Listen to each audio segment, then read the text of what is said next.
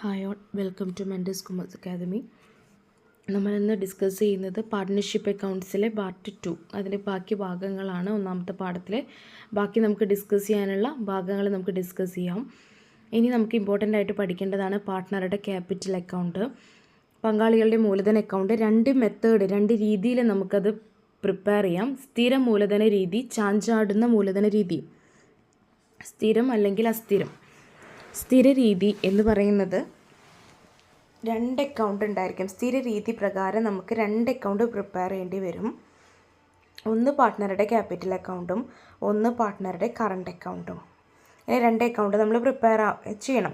Fluctuating എന്ന് വെച്ചാൽ എപ്പോഴും ചാഞ്ചാടിക്കൊണ്ടിരിക്കും. അതിൽ ഒരേ ഒരു അക്കൗണ്ട് ഉള്ളൂ, അതാണ് പാർട്ട്ണറുടെ ക്യാപിറ്റൽ അക്കൗണ്ട്. അതാണ് വ്യത്യാസം വരുന്നത് കേട്ടോ. അപ്പോൾ നമ്മുടെ പങ്കാളികളുടെ മൂലധന അക്കൗണ്ട് രണ്ട് രീതിയിൽ നമുക്ക് പ്രിപ്പയർ ചെയ്യാനായിട്ട് പറ്റും. ഒന്നാമത്തെ രീതിയാണ് ഇത് ഫിക്സ്ഡ് ക്യാപിറ്റൽ മെത്തേഡ് അല്ലെങ്കിൽ സ്ഥിര മൂലധന രീതി. രണ്ടാമത്തെ രീതിയാണ് ഇത് അസ്ഥിര മൂലധന രീതി അല്ലെങ്കിൽ ചാഞ്ചാടുന്ന മൂലധന രീതി. ഇനി ഇതിൽ ഇമ്പോർട്ടൻ്റ് ആയിട്ടുള്ള ഒരു കാര്യം പഠിക്കാനുള്ളത് എന്താ, സ്ഥിര മൂലധന രീതിയിൽ നമുക്ക് രണ്ട് അക്കൗണ്ടുകൾ വരയ്ക്കണം. ഏതൊക്കെയാണ്? ഒന്ന് പാർട്ട്ണറുടെ ക്യാപിറ്റൽ അക്കൗണ്ടും ഒന്ന് പാർട്ട്ണറുടെ കറണ്ട് അക്കൗണ്ടും. പക്ഷേ ഫ്ലക്ച്വേറ്റിംഗ് ചാഞ്ചാടുന്ന മൂലധന രീതിയിൽ ഒരേ ഒരു അക്കൗണ്ട് വരച്ചാൽ മതി, അതാണ് പാർട്ട്ണറുടെ ക്യാപിറ്റൽ അക്കൗണ്ട്. ഇനി ക്യാപിറ്റൽ അക്കൗണ്ടിൻ്റെ ഫോർമാറ്റ് ഒന്ന് നോക്കുക. സ്ഥിര മൂലധന രീതി പ്രകാരമായിരിക്കും പറയുന്നുണ്ടാവുക. ആദ്യം രണ്ട് സൈഡിൽ പറയുന്നുണ്ട്. ഒന്ന് ബാലൻസ് BBRD, അത് ഓപ്പണിംഗ് ബാലൻസ് ആണ്, ഓപ്പണിങ്ങിലുള്ള ക്യാപിറ്റൽ. പിന്നെ ബൈ ക്രെഡിറ്റ് സൈഡിൽ വരുന്നത് ബൈ ക്യാഷ് ഓർ ബാങ്ക് എന്ന് പറയുന്നത് അഡീഷണലി എന്തെങ്കിലും ക്യാപിറ്റൽ കൊണ്ടുവന്നിട്ടുണ്ടെങ്കിൽ അതിൽ ക്രെഡിറ്റിലെടുത്ത് എഴുതുക. ഡെബിറ്റ് സൈഡിലേക്ക് വരുമ്പോൾ ടു ക്യാഷ് ഓർ ബാങ്ക് എന്ന് വെച്ചാൽ ക്യാപിറ്റലിൽ നിന്ന് മൂലധനം വിഡ്രോ ചെയ്തത്. ഇത്രയും ചെയ്ത് കഴിഞ്ഞാൽ നമുക്ക് നമ്മുടെ ക്ലോസിംഗ് ക്യാപിറ്റൽ കണ്ടുപിടിക്കാനായിട്ട് പറ്റും. ഇനി ഇമ്പോർട്ടൻ്റ് ആയിട്ട് വരുന്നൊരു തിയറിയാണ്. ഇതില്ലാത്തൊരു ക്വസ്റ്റ്യൻ പേപ്പർ വളരെ ചുരുക്കമാണ്. ഫിക്സ്ഡ് ക്യാപിറ്റൽ മെത്തേഡും ഫ്ലക്ച്വേറ്റിംഗ് ക്യാപിറ്റൽ മെത്തേഡും തമ്മിലുള്ള വ്യത്യാസം. അപ്പോൾ അതിൽ ഇത് ഇല്ലാത്ത ക്വസ്റ്റ്യൻ പേപ്പറുകൾ വളരെ ചുരുക്കമായതുകൊണ്ട് എന്തായാലും ഇത് പഠിക്കണം. ഫിക്സ്ഡ് ക്യാപിറ്റൽ മെത്തേഡ് പ്രകാരം ഓരോ പങ്കാളിക്കും രണ്ട് account, capital account, current account. Fluctuating capital method ആണെങ്കിൽ ഓരോ പങ്കാളിക്കും ഒരേ അക്കൗണ്ട്, അതാണ് ഇത് ക്യാപിറ്റൽ അക്കൗണ്ട്. സ്ഥിര മൂലധന അക്കൗണ്ട് എപ്പോഴും ക്രെഡിറ്റ് ബാലൻസ് കാണിക്കും. ഈ ഫിക്സ്ഡ് ക്യാപിറ്റൽ മെത്തേഡിൽ മൂലധന അക്കൗണ്ടിൽ എപ്പോഴും എന്ത് ബാലൻസ് ആയിരിക്കും? ക്രെഡിറ്റ് ബാലൻസ് ആയിരിക്കും. ചാഞ്ചാട്ട മൂലധന അക്കൗണ്ടിലോ ക്രെഡിറ്റ് അല്ലെങ്കിൽ ഡെബിറ്റ്, എപ്പോഴും ബാലൻസ് മാറിക്കൊണ്ടേയിരിക്കും. ഫിക്സ്ഡ് ക്യാപിറ്റലിൻ്റെ ഒരു കാര്യം പറയുന്നത് നിലവിലെ അക്കൗണ്ടിൽ മൂലധന പലിശ, ശമ്പളം തുടങ്ങിയ ക്രമീകരണങ്ങൾ നടത്തുന്നു. മൂലധന അക്കൗണ്ടിൽ തന്നെ ക്രമീകരിക്കുന്നു. ഇപ്പോൾ ഇതിൽ പറയുന്നത് മൂലധന പലിശയും ഇതൊക്കെ എവിടെ കാണിക്കാം? മൂലധന പലിശ, ശമ്പളം തുടങ്ങിയ ക്രമീകരണങ്ങളൊക്കെ നമ്മുടെ കറണ്ട് അക്കൗണ്ടിൽ എഴുതും. ഫ്ലക്ച്വേറ്റിങ്ങിലോ മൂലധന അക്കൗണ്ടിൽ തന്നെ എന്ത് ചെയ്യണം? ഈ സാലറി, കമ്മീഷൻ എല്ലാം എഴുതണം. സ്ഥിര മൂലധന അക്കൗണ്ടിന് ഒരിക്കലും നെഗറ്റീവ് ബാലൻസ് കാണിക്കാൻ കഴിയില്ല എന്ന് പറയുന്നുണ്ട്. ഫ്ലക്ച്വേറ്റിംഗ് മെത്തേഡ് ചാഞ്ചാടുന്ന രീതി ആയതുകൊണ്ട് മൂലധന അക്കൗണ്ടിൽ ഏറ്റക്കുറച്ചിലുകൾ, നെഗറ്റീവ് ബാലൻസും കാണിക്കാം. അടുത്തത് ഡിഫറൻസ്, ക്യാപിറ്റൽ കറണ്ട് അക്കൗണ്ടുകളും ബാലൻസ് ഷീറ്റിൽ കാണിച്ചിരിക്കുന്നു. ക്യാപിറ്റൽ അക്കൗണ്ടുകൾ മാത്രമേ ഇതിൽ കാണിക്കുള്ളൂ, ബാലൻസ് ഷീറ്റിൽ കാണിക്കുള്ളൂ. കാരണം ഇവിടെ എന്താ, കറണ്ട് അക്കൗണ്ട് ഇല്ല, അതുകൊണ്ട് ക്യാപിറ്റൽ അക്കൗണ്ട് മാത്രമേ ബാലൻസ് ഷീറ്റിൽ കാണിക്കുള്ളൂ. പങ്കാളിത്ത കരാറിൽ പ്രത്യേക വ്യവസ്ഥ ആവശ്യമാണ്. ഇത് ഫിക്സ്ഡ് ക്യാപിറ്റൽ മെത്തേഡ്. ഫ്ലക്ച്വേറ്റിംഗ് ആണെങ്കിലോ നമ്മുടെ പങ്കാളിത്ത കരാറിൽ ഇതിനെ സംബന്ധിച്ച് പ്രത്യേകിച്ച് വ്യവസ്ഥകളൊന്നും എന്തില്ല, ആവശ്യമില്ല എന്ന് പറയുന്നുണ്ട്. അടുത്തത് ജസ്റ്റ് ഒന്ന് നോക്കി വയ്ക്കുക, എന്താണ് capital account, current account. Capital account ഇത് വർഷം തോറും ഒരേ ബാലൻസ് കാണിക്കുന്നത് തുടരും. എന്നുവെച്ചാൽ ക്യാപിറ്റൽ അക്കൗണ്ട് എന്താ, മാറില്ല. ഇപ്പോൾ ഒരു പുതിയ ക്യാപിറ്റൽ കൊണ്ടുവന്നാലോ ഉള്ളതിൽ നിന്ന് വിഡ്രോ ചെയ്ത് കൊണ്ടുപോയാലോ മാത്രമേ മാറ്റം വരുള്ളൂ, അല്ലെങ്കിൽ അത് സ്ഥിരമായിട്ട് തുടരും. കറണ്ട് അക്കൗണ്ടോ ഇത് വർഷം തോറും ചാഞ്ചാട്ടം കാണിക്കും. കാരണം വെച്ചിട്ടുണ്ടെങ്കിൽ അതിൽ salary, commission, interest on drawings, മൂലധന പലിശ, അത് ഇൻട്രസ്റ്റ് ഓൺ ലോണൊക്കെയാണ് കാണിക്കുന്നത്. അതുകൊണ്ട് അതെന്ത് ചെയ്യും? വർഷം തോറും ചാഞ്ചാട്ടം കാണിക്കും. ക്യാപിറ്റൽ അക്കൗണ്ട് പറയുന്നുണ്ട്, കറണ്ട് അക്കൗണ്ടിൻ്റെ ലക്ഷ്യം പങ്കാളി നിക്ഷേപിച്ച നിശ്ചിത തുകയിൽ ഉറച്ചു നിൽക്കുക എന്നതാണ് എന്ന് പറയുന്നുണ്ട്. ക്യാപിറ്റൽ അക്കൗണ്ടിൻ്റെ ലക്ഷ്യം, കറണ്ട് അക്കൗണ്ടിൻ്റെ ലക്ഷ്യം ഒരു പങ്കാളിക്കും അയാൾക്ക് യോഗ്യമായ തുകയേക്കാൾ കൂടുതൽ തുക പിൻവലിക്കാൻ കഴിയില്ല.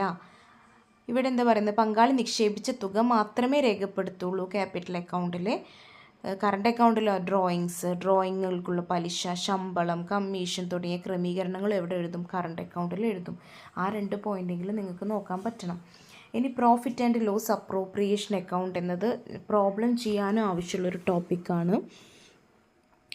പങ്കാളിത്തത്തിൽ നിന്നുണ്ടാകുന്ന ലാഭത്തിൽ ഓർ നഷ്ടത്തിൽ പങ്കാളിയുടെ വ്യക്തിപരമായുള്ള അവകാശങ്ങൾ എഴുതുന്നതിന് ലാഭനഷ്ട കണക്കിനോടൊപ്പം കൂട്ടിച്ചേർക്കുന്ന കണക്കാണെന്ത്? ലാഭനഷ്ട വിഹിത കണക്ക്. പങ്കാളികളുടെ മുതലിന്മേലുള്ള പലിശ, ശമ്പളം, കമ്മീഷൻ, തൻചിലവ്, പിൻവലിച്ചതിന് ശേഷമുള്ള പലിശ, ലാഭവിഹിതം എന്നിവയാണ് ഈ കണക്കിൽ രേഖപ്പെടുത്തുന്നത്. Profit and loss appropriation account നമ്മുടെ സാധാ പ്രോഫിറ്റ് ആൻഡ് ലോസ് അക്കൗണ്ടിൻ്റെ വേറൊരു രൂപമാണ്. Profit and loss appropriation account is short to distribution of profit and loss among partners. ഇതിലെന്ത് ചെയ്യണം? നമ്മുടെ നെറ്റ് പ്രോഫിറ്റ് ഉണ്ടാവില്ലേ, ആ നെറ്റ് പ്രോഫിറ്റ് എങ്ങനെയാണ് നമ്മുടെ പാർട്ട്നേഴ്സിൻ്റെ ഇടയിൽ വിതരണം ചെയ്യപ്പെട്ടത് എന്ന് കാണിക്കുന്ന അക്കൗണ്ടാണ് ഏത്? Profit and loss appropriation. Appropriation എന്ന് വെച്ചാൽ വീതിപ്പിക്കും അക്കൗണ്ട് എന്ന് പറയുന്നത്. അതിൻ്റെ ഫോർമാറ്റ് നോക്കിക്കോ, ക്യാപിറ്റൽ അക്കൗണ്ടിന് നേരെ തിരിച്ചാണ്. ആദ്യം നമ്മൾ ക്രെഡിറ്റ് സൈഡിൽ by profit and loss account നമ്മുടെ ഫിനാൻഷ്യൽ സ്റ്റേറ്റ്മെൻറ്റിൽ നിന്ന് കിട്ടിയിട്ടുള്ള നമ്മൾ എന്തെഴുതും?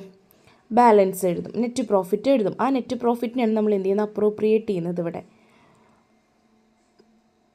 പാർട്ട്നേഴ്സ് ക്യാപിറ്റൽ അക്കൗണ്ടിൽ ക്രെഡിറ്റ് ചെയ്തതിനൊക്കെ എന്ത് ചെയ്യും? ഡെബിറ്റ് ചെയ്യും. പാർട്ട്നേഴ്സ് ക്യാപിറ്റൽ അക്കൗണ്ടിൽ ഡെബിറ്റ് ചെയ്തതിനൊക്കെ എന്ത് ചെയ്യും? ക്രെഡിറ്റ് ചെയ്ത് എഴുതും. By profit and loss account എന്ന് പറയുന്നത് നെറ്റ് പ്രോഫിറ്റ് ആണ്. ഇവിടെയോ ഡെബിറ്റിലെ by profit and loss account എന്ന് പറയുന്നത് നെറ്റ് ലോസ് ആണെങ്കിൽ ഡെബിറ്റിലേക്കാണ് എടുത്തെഴുതുക. ഇനി ഡെബിറ്റ് സൈഡ് നോക്കിക്കോ, ഇൻട്രസ്റ്റ് ഓൺ ക്യാപിറ്റൽ, പാർട്ട്ണറുടെ സാലറി, പാർട്ട്ണറുടെ കമ്മീഷൻ, റിസർവ്, ഇത്തരം കാര്യങ്ങൾ. ക്രെഡിറ്റിലെ ഡ്രോയിങ്സ് P&L അപ്രോപ്രിയേഷനിൽ എടുക്കില്ല, ഇൻട്രസ്റ്റ് ഓൺ ഡ്രോയിങ്സ് എടുക്കും. അപ്പോൾ ഇതിൻ്റെ നേരെ തിരിച്ചാണ് നമ്മുടെ പാർട്ട്ണറുടെ ക്യാപിറ്റൽ അക്കൗണ്ട്. പാർട്ട്ണറുടെ ക്യാപിറ്റൽ അക്കൗണ്ട് ക്രെഡിറ്റ് വരുന്നതൊക്കെ ഇവിടെ ഡെബിറ്റിൽ എഴുതുക, ഡെബിറ്റ് വരുന്നതൊക്കെ ക്രെഡിറ്റിൽ എഴുതുക. ഡ്രോയിങ്സ് എടുക്കില്ല, ഇൻട്രസ്റ്റ് ഓൺ ഡ്രോയിങ്സ് മാത്രമേ എടുക്കുള്ളൂ. അക്കൗണ്ട് ബാലൻസ് ചെയ്യുക, എത്രയോ പാർട്ട്നേഴ്സിൻ്റെ അവർക്കത് വീതിച്ച് കൊടുക്കുക. അടുത്തത് പറയുന്നത് profit and loss account, profit and loss appropriation account തമ്മിലുള്ള വ്യത്യാസം ഏതെങ്കിലും 1-2 നോക്കി വെച്ചാൽ മതി. Profit and loss account trading അക്കൗണ്ടിന് ശേഷമാണ് എന്ത് ചെയ്യുന്നത്? തയ്യാറാക്കുന്നത്. പ്രോഫിറ്റ് ആൻഡ് ലോസ് അപ്രോപ്രിയേഷനോ ലാഭനഷ്ട അക്കൗണ്ടിന് ശേഷമാണ് തയ്യാറാക്കുന്നത്. പ്രോഫിറ്റ് ആൻഡ് ലോസ് അക്കൗണ്ട് വരയ്ക്കുന്നത് ട്രേഡിംഗ് അക്കൗണ്ടിന് ശേഷം, പ്രോഫിറ്റ് ആൻഡ് ലോസ് അപ്രോപ്രിയേഷൻ വരയ്ക്കുന്നത് പ്രോഫിറ്റ് ആൻഡ് ലോസ് അക്കൗണ്ട് വരച്ചിട്ട് ശേഷം. ലാഭം എങ്ങനെ നേടുന്നു അല്ലെങ്കിൽ നഷ്ടം എങ്ങനെ സംഭവിച്ചു എന്നാണ് പ്രോഫിറ്റ് ആൻഡ് ലോസ് അക്കൗണ്ട് കാണിക്കുന്നത്. പ്രോഫിറ്റ് ആൻഡ് ലോസ് അപ്രോപ്രിയേഷൻ അറ്റദായം എങ്ങനെ വിനിയോഗിക്കൂ എന്ന് കാണിക്കുന്നു. എങ്ങനെയാണത് വിനിയോഗിക്കുന്നത് എന്നാണ് കാണിക്കുന്നത്.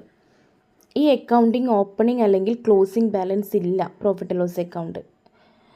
പ്രോഫിറ്റ് അപ്രോപ്രിയേഷനിലോ ഈ അക്കൗണ്ടിന് ഓപ്പണിംഗ് അല്ലെങ്കിൽ ക്ലോസിംഗ് ബാലൻസ് ഉണ്ടായിരിക്കാം. അപ്പോൾ ഇത്രയും കാര്യങ്ങളൊക്കെ നോക്കി വയ്ക്കുക. ഈ ചാപ്റ്ററിൽ വരുന്ന ഇമ്പോർട്ടൻ്റ് ആയിട്ടുള്ള കാര്യങ്ങളൊക്കെ നമ്മൾ നോക്കിയിട്ടുണ്ട്. ഒരു 2-3 ഇതിൽ ഇമ്പോർട്ടൻ്റ് ആയിട്ട് പഠിക്കേണ്ടത് profit and loss appropriation account എന്തായാലും പഠിച്ചു വയ്ക്കുക. പിന്നെ ക്യാപിറ്റൽ അക്കൗണ്ട്, കറണ്ട് അക്കൗണ്ട് 2 വ്യത്യാസം നോക്കിക്കോ. ഫിക്സ്ഡ് ക്യാപിറ്റലും ഫ്ലക്ച്വേറ്റിങ്ങും നമ്മൾ പഠിച്ചു വെക്കണം, ചോദിക്കും.